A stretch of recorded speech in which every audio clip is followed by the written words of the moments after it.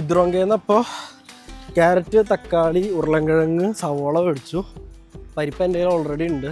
ഇനി പോയിട്ട് സാമ്പാർ ഉണ്ടാക്കാം.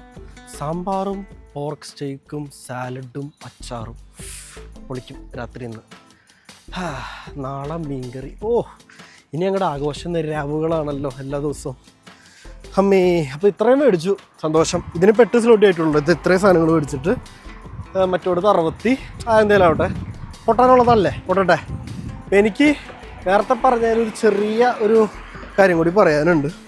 അതായത് ഇപ്പോൾ സപ്പോസ് പരീക്ഷ പൊട്ടി, അത് കഴിഞ്ഞിട്ട് ഈ പറയുന്ന എന്തെങ്കിലും ചെയ്ത് സ്കില്ല് സെറ്റ് ചെയ്യുന്ന ഒരു പരിപാടി, അത് ശരിയായില്ല, ഒന്നും ശരിയായില്ല.